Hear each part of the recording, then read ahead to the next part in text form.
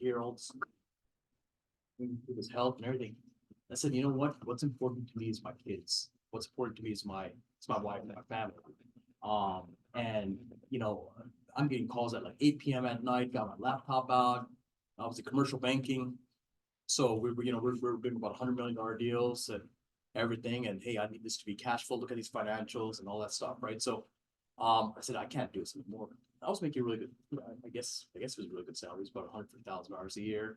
Nice bonus on top of that, but you sell your time and everything away, working for levels of upper management, and you're reporting to them, and you know you put your kids aside, say, hey, listen, I have a meeting, I gotta do this, I gotta do that, and you know I realized that hey, now it's enough.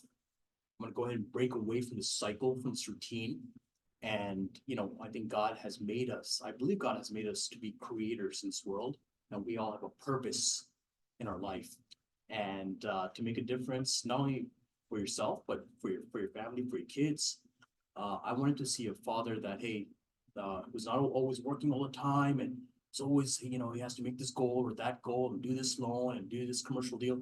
No, I wanted to see a father who's there for us and who's raising us. So, and for my wife, I need to be a better husband to her, and she means a lot to me. So that's what actually changed me to go into real estate. And yeah, It's amazing because I might be one of the best social media stalkers, right? Because I see you like basketball practice, basketball games, soccer games with your kids, and you make sure that like you're there. Right. And it sounds like that was really important to you, and that wasn't happening in the other field. But you took a huge risk in this area to leave 150K plus bonuses yep, to start over, basically. to go on to zero, almost a different field, I guess. I have a degree in finance, so it was easy for me to switch. But Right. So just how long did it take you to close that first deal? yeah, so my first deal I closed in. See, I actually did this research last night. 5 months. So I had no pay for 5 months, and my first deal came from my brother. He saw me struggling. He was like, you know what, Reshan, I trust you because you are gonna make the best decision for me. And it was a pain in the butt. wasn't It was, man. I remember this transaction. But your brother, man, It's your own brother. I was your coach and mentor. Yeah, I was yeah, helping you with the contract and the listings and absolutely. stuff. And I was like, man, No, I was calling. are you sure this guy's your brother? Hey, Drew, what should I do about this? What should I do about that? Yeah. Guys, my brother. So yeah, but we beat 10 offers. That was my first contract, and it was a VHDA loan. And this was when the rates were like 2.75 or 3%, beating 10 offers, and that was incredible. It's like, did I just do this? No, you did it. Yeah, You did and it. I did. You did it on a high level. You haven't been doing this really long enough for me to ask you this question. Yeah. But if you could go back in time and meet yourself the day we first met, what advice would you give yourself about the business? It's a great question. So like Drew, in all honesty, man, I know 3 years does not seem like a long time, but the change that you can make day by day, it all adds up for 3 years. I was a different person 3 years ago. Different person mentally, my mindset was different. Everything was kind of different. And I actually made 5 bullet points to share to you guys. Please, if I could have gone back and I told myself this, I think I'd be sitting at least 1 million GCI each year, bare minimum. You know, so real estate, I would tell myself real estate is 77% mindset and it's 30% skill. Okay. Always believe in yourself, be happy, and know that God has given you another day to make a positive difference that will create an empire tomorrow. Okay. Know your purpose in life. Super important. And how do you do that? Guys, there's 7 domains that I follow. It's my focus, which is my real estate. Fitness domain, my family and friends, my finances, my faith, and fun domain. That's just what you like to do. Knowing that you are a path as a real estate agent, each of you are a path for that seller or that buyer. They have a pain, and you need to be that path for their pleasure. Okay. which is the problem and the possibility is the outcome. And you need to have a intimate relationship with your future self in all of these 7 domains. Okay, following by the model of declaration, visualization, and association as well. Okay, and make that your burning desire. That desire needs to be so strong with your future self that, hey, I see myself riding that, Ferrari, or like, whatever your desire is with your family on those vacations. So the first class $45,000 tickets, why not? If that, brings you to there, okay? And if your focus, for example, I would tell myself was $750,000 GCI, who do I have to become as a person to make this happen? My mindset change, the routine, my schedule change. If I have lead gen on my calendar for 3 hours or 2 hours, I make sure that I do nothing but my lead gen, put 110% effort onto it. And if I have something on my schedule for my kids, my phone is off. I don't care if there's a $6 million listing coming through, that 1 hour or 2 hours or whatever, my dedication is just to my kids and, whatever you plan for that. Okay. Um, and guys, have deeper conversations. I wish I did this 3 years ago, having deeper conversations and spend more time with your crew. Give some time. We like to schedule 40 hours for our work or 50 hours for our work. I want to do this much lead gen each day or this many hours. Well, how many hours do we give to our crew? That's the biggest point for me. And always think abundance, wake up, raise your standard, and become the person who you want to be, guys. We have one life, make it a masterpiece. Wow, So that's just something. that was great bullet points. I want to ask you where most of your business comes from, Yeah, right? And I know you have it written down. I do. Because you follow a script like a master. That's why you wrote down your answers, right? I do. He's the script master. He learns them and then turns them into his own. So, guys, several places. I looked at all my deals and I was like, okay, where did this come from? Where did this come from? So my biggest was my own SOIs after Drew really drilled down on me and says, hey, how come you keep applying strangers and never calling people who you know? So it's like, man, I don't know if they could take me serious or not, right? But that's been majority of my business. There's investors who use me over and over again. Where they can go to a flat free broker out there or something like that, but they see the value that I have to bring to them and my results speak for them, Loan officer, there's a great loan officer who I work with, his name is Rob Gaskins, phenomenal guy. He's been giving me some referrals as well. Open houses is actually also one of my pillars as well. And with open houses, the follow-ups,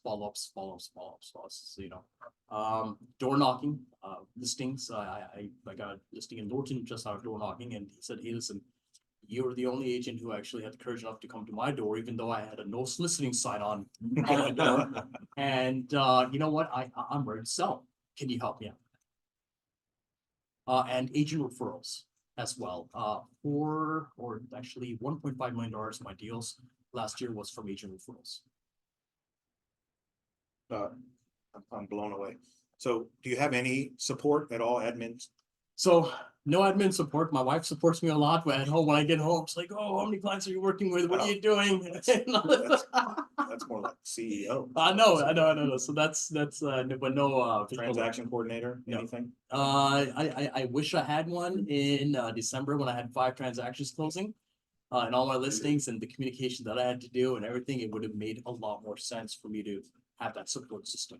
So repeat that. You had how many listings in December? So I had 3 listings, 1 commercial deal, 1 buyer as well.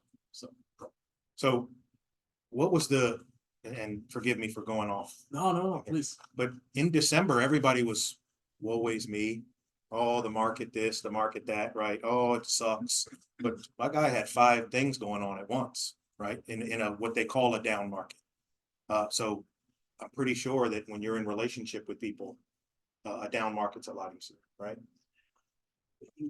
Yeah, I got it. I guess so. Yeah. I mean, where those deals just fell in your lap. No. Okay. Absolutely not.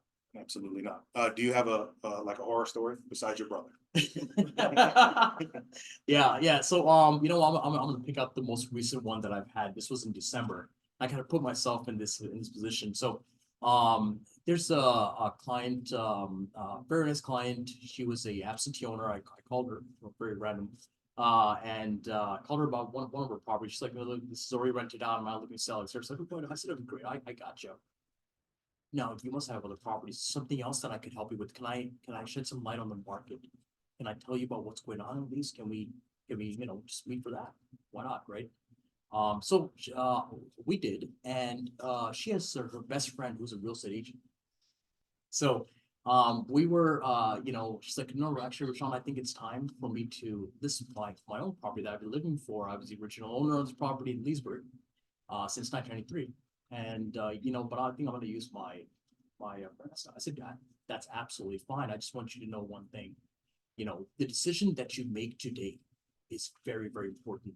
Is the decision that you're making a business decision that's right for you, or just a friendship decision? What's more important to you?" That she, man, I got her to think. She was like, "No, no, absolutely." And then, after I left, I was the second agent who had interviewed for that listing. Um, and then, I didn't hear from her. And I heard from her, about a month, when I was in New Mexico on top of the mountains over there, about 7,000 feet in elevation.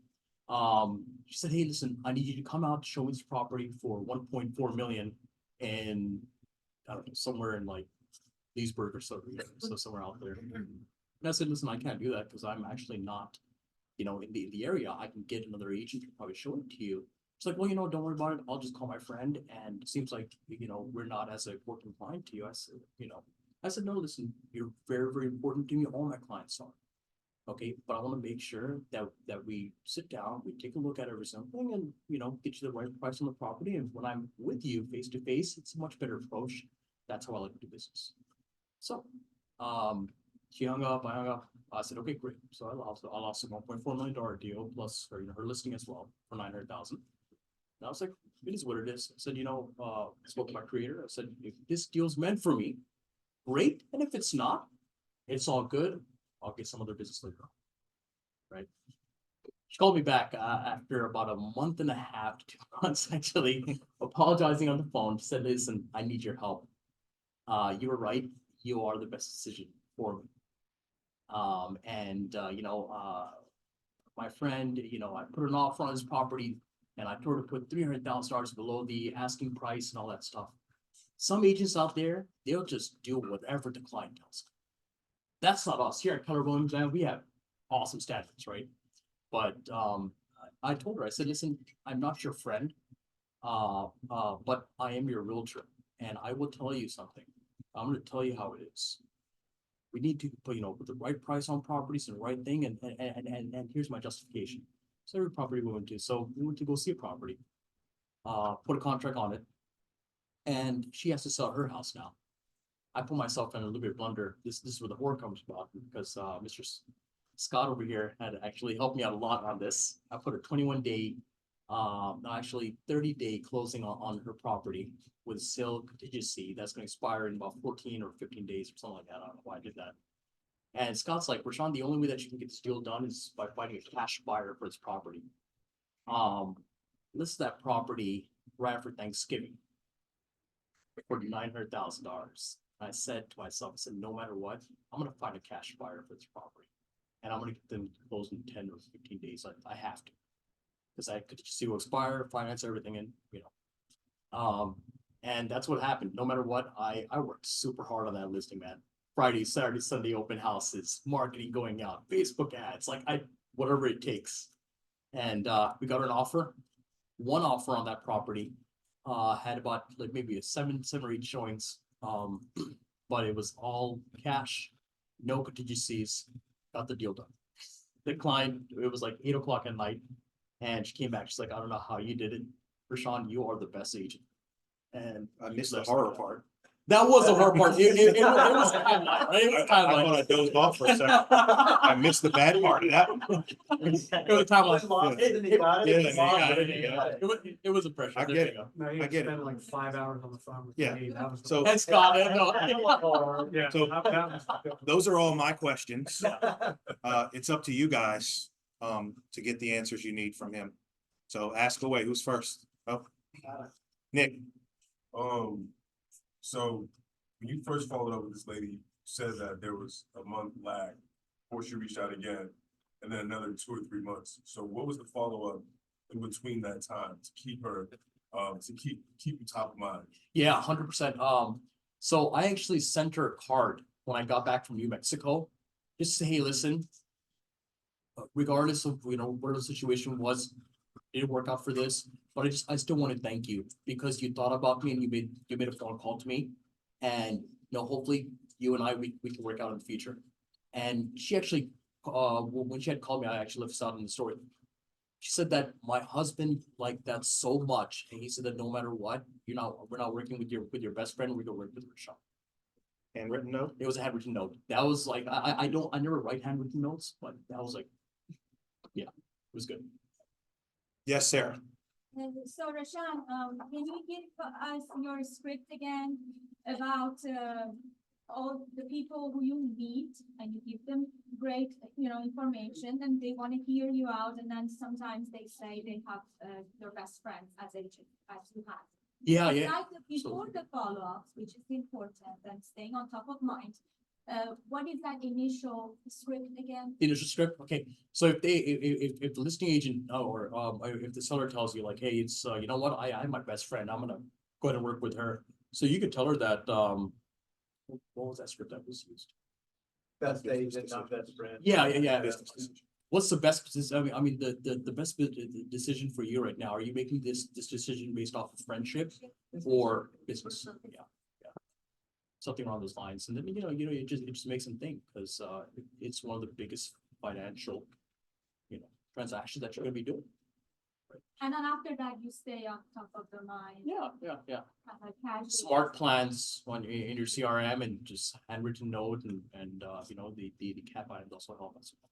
I mean, through all of the back and forth with them, the one thing that sounds like it sealed the deal was the handwritten note and the, hey, sorry, we didn't get to work together. I still hope we can, like from a good place. Sound like that may have sealed the deal even more. It probably was already sealed. The friend probably was terrible, right? But still, it's the extra touch. And If he hadn't have said I just wanna say, make sure you're making the best business decision and not just the relationship decision. I think that was the seal, but it took 2 months for it to take fruition because as she started having issues, like maybe he was right, what he told me. So it's saying the word and not necessarily expecting it to come right back immediately. Right. 100%. Rob, Have you always been this happy-go-lucky kind of guy? Like every time I see you, just,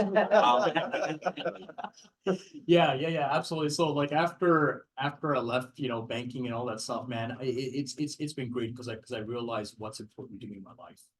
And yeah, it's just been awesome. Real estate, look, starting with it, I guess at the beginning, it was a struggle. And the first year, like what, second year, and then just went up from there. So it's very difficult to come from a place where you're successful and start over and then listen to someone else try to guide you to how to be successful here. That's a very difficult thing Reshan was a successful investment banker, and then here comes this guy who always wears a KW vest and yells at him. And he's like, I'm not listening to that yet, right? Like that's a very difficult thing to do. Nick, you had something else? Yeah, so your, one of your top lead gen sources was your Sphere. I have 2 questions. One of your top lead gen sources was Sphere. How are you staying in touch with your Sphere? that's a very good question. So one of my biggest ones last year was Safirs, but I also forgot to include expireds and for sale owners. I love expireds and for sale owners, very motivated sellers. That all my lead gen with the Safirs it's been the cap items that are office supplies. I've been setting those out. And just recently, it's been newsletters that I've been sending out as well, and just making a phone call. And I set a goal of, bare minimum, just talking to at least having 10 conversations every day. 10 quality conversations along with a video text, just thanking them, hey man, listen, it was great talking to you. It was great catching up with you. Yeah, if you know anything else going on, I guess, if we had a conversation about real estate or whatever have you, just put in that video message as well. 30 seconds flat. And that's with the sphere or the expired. Saphir, yeah. So my own circle, Saphir circle, yeah, with that. Primarily your business is expired and physical. I was like, is that a majority of your deal flow? Yeah, 2023 it was not. I would say about 4 listings came from for sale by owner and expired, canceled. Yeah, so, also, we, as an office, we do client events. So the invite goes, I know his business, I'm still his coach because he's in the top 20. He invites everyone to a client event, whether they come or not, consistently, they see the invite. The cap item that we provide is nothing to do with real estate, it's more of a newsletter style thing. You add your name, face, and phone number at the bottom and send it out. He's very personable, as you can see. And the calls, one of the challenges that we had in our coaching sessions was he would rather talk to people that he didn't know. And I said, okay, so what we're gonna do is, as your coach, we're gonna sprinkle in 3 a day. We're gonna start with 3 people you know a day. And then as he started to see that, like, hey, this works, he bumped it up to 5. And then now it's 10 quality conversations a day, whether it's both, and it's a combination of both. Sorry, I just know. No, and that's what it is, yeah. Reshan, how big is your sphere? I have about like 400 people in there right now. There's a lot more people that I've not added yet that I still need to, get down to. I almost had a heart attack. But I'm okay. There's a lot more people that I've just not added yet, but I still like calling, for sale by owners expired as well. It's just something with them, it's like a game. Once you get to them and lead them to a decision about their best approach, for selling their house or leading a buyer to buying the right house, just something about that. So 100% of the for sale by owners and expired listings you've taken, you've sold. I've sold 100%. a lot, 100%. Well, 100% of the, so. 100% of all my that's listings sell, yeah. That's all of them, I know. What I'm saying is, it's not just he's good on the phone. He's pricing the property correctly, he's marketing correctly, he's missing what the other agent missed, right? Which is also a very big deal because not many people sell 100% of the expired or for sale by owner listings that they take as well. Sometimes these people go through 2 or 3 realtors before they get the property sold. So that's something that you should be proud of as well. Wait, what were we just talking about? Sphere and for sale by owner? Oh, no, we answered this question. Yeah, we answered. Anyone else? Yes. You said the first year was hard, and then what did you do differently the second year? So the first year I closed 5 transactions, okay, total, all. That was hard. For me, it was, I guess, but it was all for sale by owners and expires. That was it. Like, I remember one, myself and Messina, we'd be over here, even on a Saturday, just calling.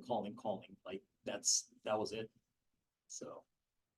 And I'm sorry, I know your business so well, man, because I'm just honored to be a part of it. A long time ago, right?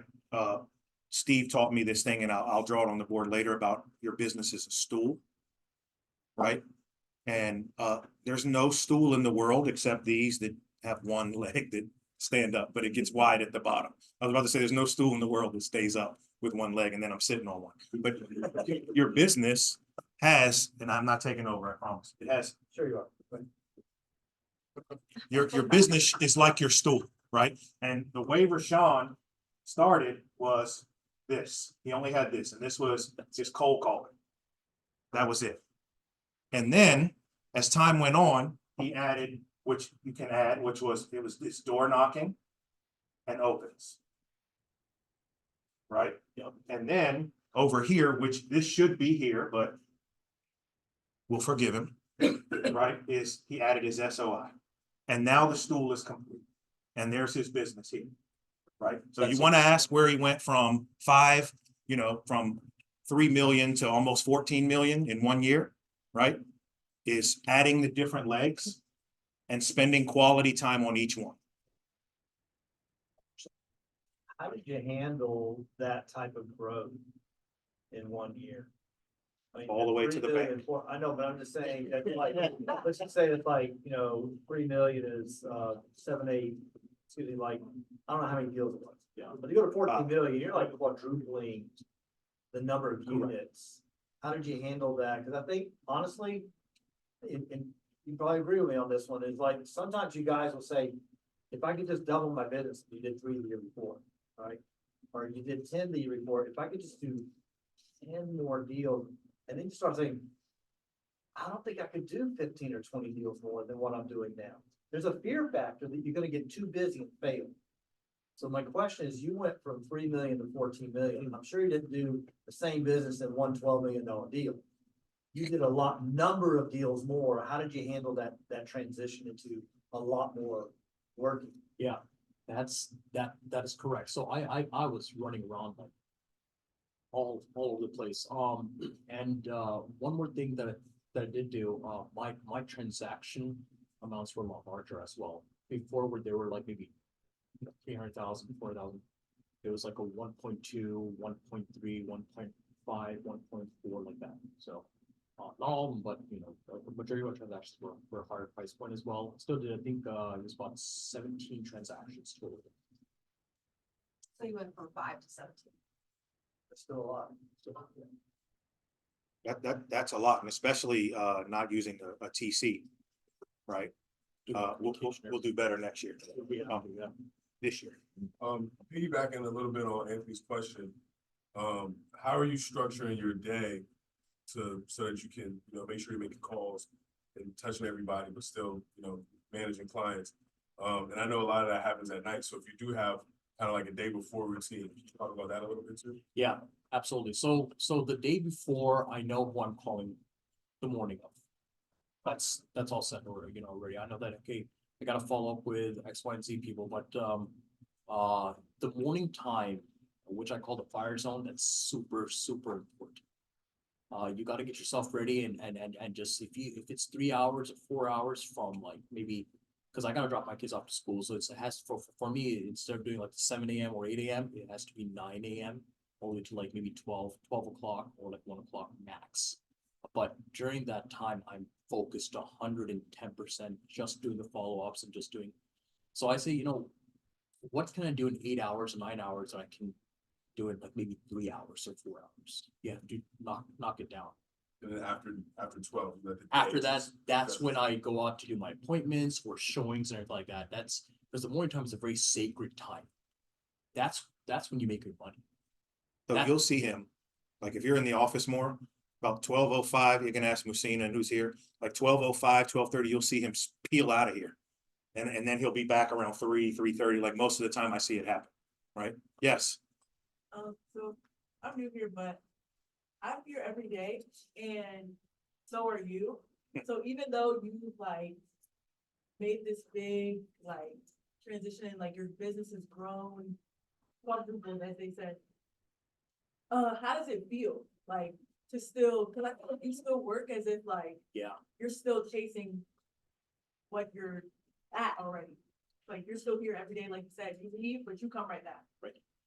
It's that burning desire. So what happens is that, okay, fine, I made 12 million, 14 million, whatever it is, right? You get your business holder up there. When that a goal is so big that you're like, hey, I gotta make this X, Y, and Z happen in these 7 domains, whether it's my fitness or family or whatever it is.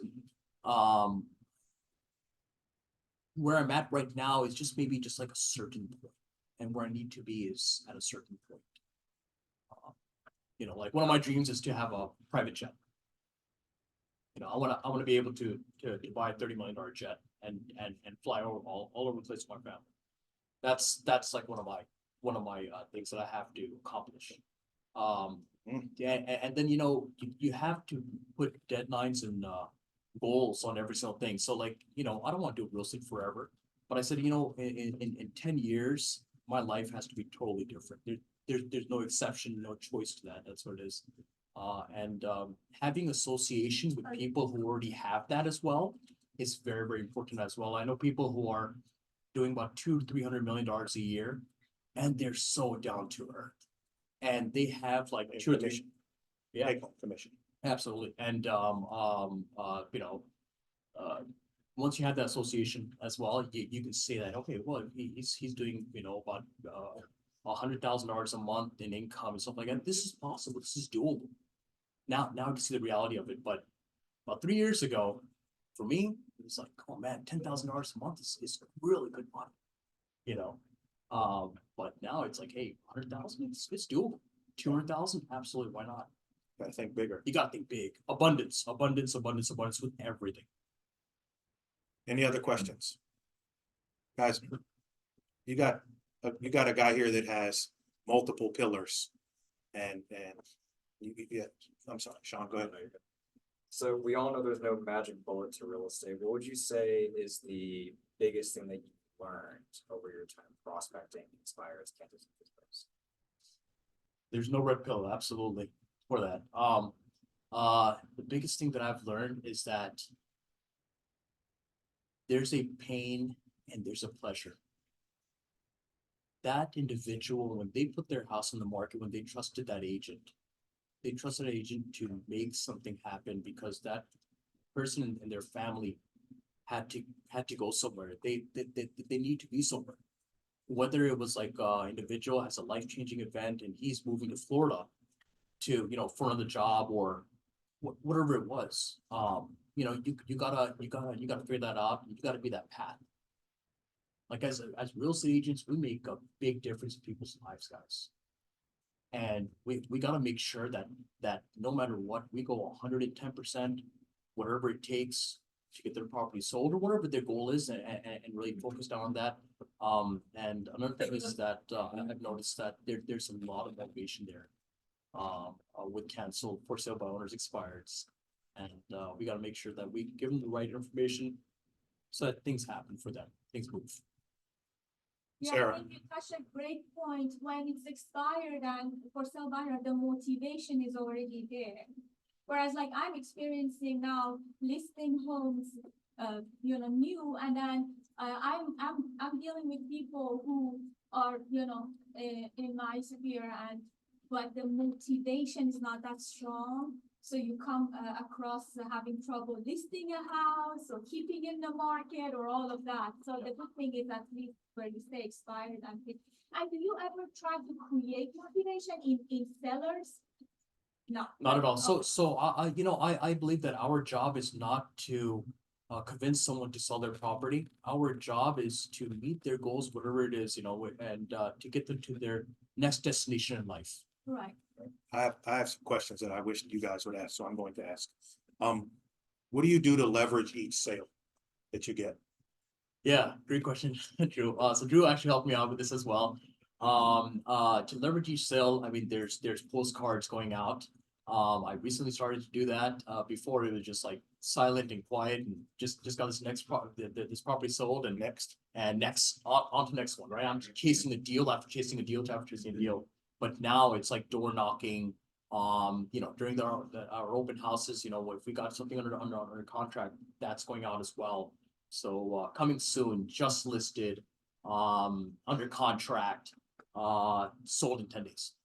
Door knocking, if his listing had multiple offers, he's door knocking with the script of, hey, 3 people lost this home, which means they want to live in this area, right? And we can go over that some other time. What are you going to do in 2024 to continue growth? Yeah, so I guess I gotta double down on my activities.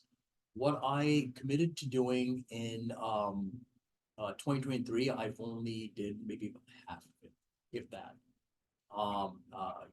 And just keep on having my focus straight and to focus on, how to just like grow my business. I think leveraging support is also very big. Yeah. So Just going back to your previous answer about, I'm gonna call it circle prospecting for around the listing. I guess what activities are you doing, that's not in, because I know you have some farms, that's not on the listing that you got the contract with. As a buyer's agent? No. Oh, as a assistant. Let's see. So listing that I've sold, that's not in my farm, is that, Right, is that what? let's say in Leesburg. Yeah, yeah, You yeah. know, that's So- completely out of the area, what activities are you doing, after you sell a particular listing? Anya asked, what activities are you doing around listings that aren't in your farm to leverage more business? Yeah. Right? So, calling, circle neighborhood prospecting calling. There are lists that will show you motivated sellers. Or they have some kind of metric that I don't know where they get it from, but this is like, this person may be selling. Focusing on them as well, door knocking about 300-400 homes, and just those postcards being sent out. That's, Do you mail out postcards? Yes, yes. Roughly how many, like, what's the Whatever budget that or- subdivision Do it and through like, EDM or what do you no, do? no, no, I don't. I'm actually looking into that option right now. Command sets it up after you sell it. Because EDM, I heard it's a lot cheaper than just putting, a stamp on it or having the company send it out. Oh, Yeah, I mean, not all of us like command and some of us aren't even in command, but after you sell a listing, it'll let you pick 200 to 300, 400 homes in the area that Yep. match the one you sold. And automatically design it and send it out for you. You don't have to do anything. If anybody's interested in learning how to do that, see me later. What's your, if you have one, what's your past client follow-up plan, like right after the deal? And then your calling expires in 50 votes, like what do those scripts sound like? How are you approaching expires on the phone? And then like which service are you using for expires? So I'll answer the second question first, because that's my favorite. So for the actual scripts, there's several different scripts out there, okay? It just needs to fit your style. Some scripts are like, hey, here's a sheet of paper, sign here, let's get the deal done. It's very, very direct. Some of them are more psychological and they draw the seller in, and they have a little more different way of how they're asking the questions, right? So the mindset is this: with expireds, they either had a bad experience or their agent told them, and I hear it's 100% of the time. Big excuse was like, hey, you know what, the market's bad. Rates are all the way high, and because of that, we had no showings and we couldn't get it sold. We're gonna wait for like 6 or 7 months at least. And we're gonna, probably get the same agent to list it for us. So I was like, so you want the same result, pretty much. That's what you're telling. That's the expired or canceled, okay? For sale by owners, I don't need you, I can do it myself. And that's what it is. Why do I need an agent? So they don't even see the value. So you have to get past that. Those are two things. And then there's certain scripts for that. I won't get into that, but if I do it, it's gonna be like 30 minutes. Would you be willing to teach a class later about scripting to call some of these folks that we Sure. invite people to? Absolutely. Just like a mastermind. I want to keep it in front of everybody. And Vulcan 7 is a really good software for that. You can use RedX. You can use My Plus Leads. That's manually hand dialing. There's Mojo that has a $999 on it. I know somebody likes to use that in this office as well. It does all the numbers all at like once. You can make it 300 calls in like 30 minutes. Imagine if he narrows down on those 300 people that already know him. Yeah. It'd be dangerous, right? Veronica, you had your hand up? So as you said that because you need to bring your kids at school, right? And you do your phone call, you do between from 9 to 12 o'clock, right? Versus, should it be from 7 to 9 because some people they work, right? Yeah. When you call, how do you handle that you want to be sure that the person is not working? So how do you do when you call? What do you say?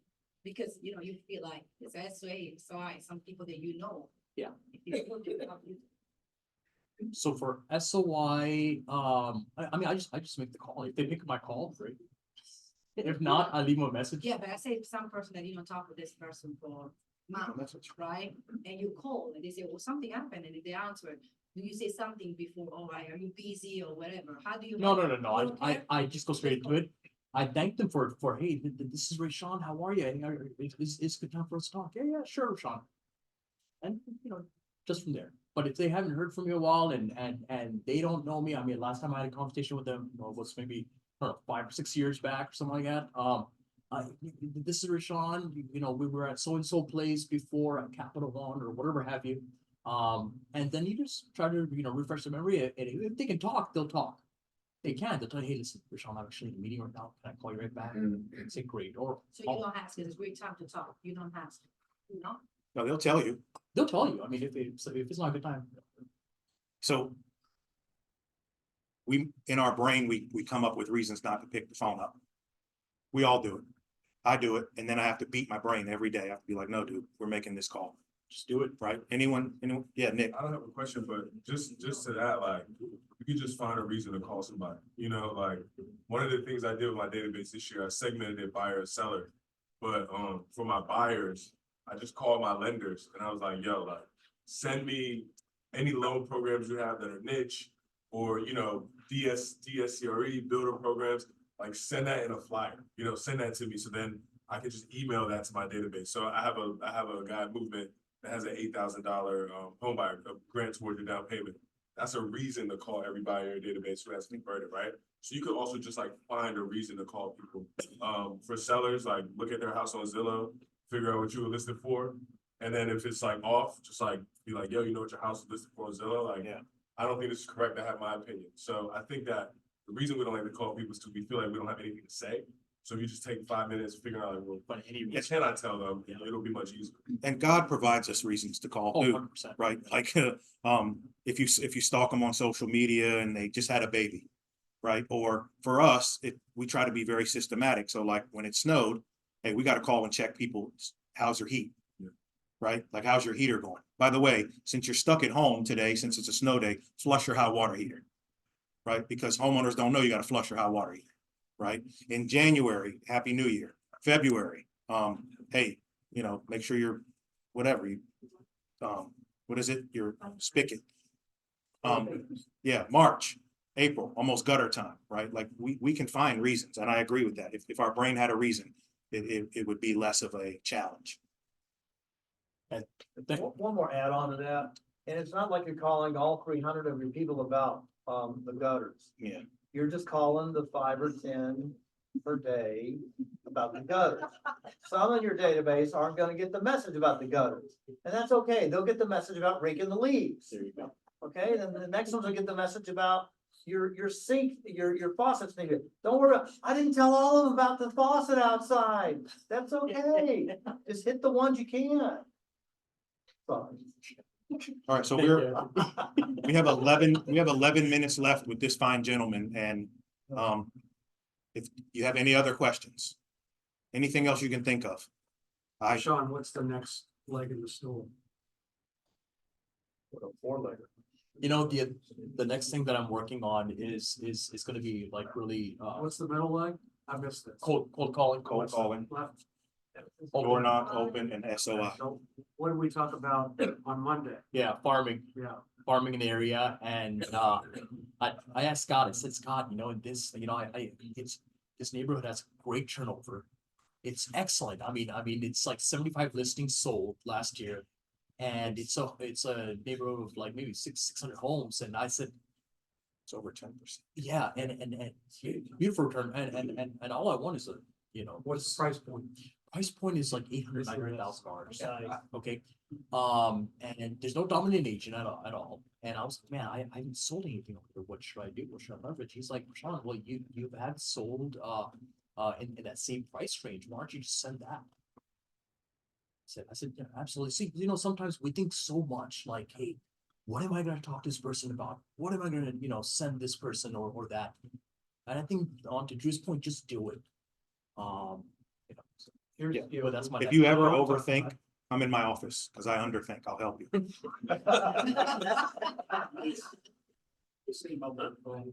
John, speak up a little bit. You're obviously great at what you do. I've been prospecting. It's just stuck around to do this. But you just mentioned there's no dominating agent in that particular neighborhood. You don't shy away. Have you ever isolated a neighborhood where there is a dominating agent and said, you know what? Not everybody wants to work. Yeah. Or I'm coming. That's Scott. Have you done that? Yeah. 100%. Tried that yet? I've not tried that, but that's a great way of looking at it. Thanks, Sean. You seem like the type that would do really well. Yeah. He Okay. would nail it. Awesome. All right, guys. Anything else before we let him go? Rashawn? Oh, all right. Oh, wait, Lucina. Lucina, here we go. Yeah. So you said you have a goal, that told me you have a goal. So what do you have to do to reach that goal? That way I can hold you accountable. Doing my 20. Yeah, that way. It's not true, just because she won your private jet, she must come. Yeah. That's the only reason. Me too. I'm trying to be. Yeah.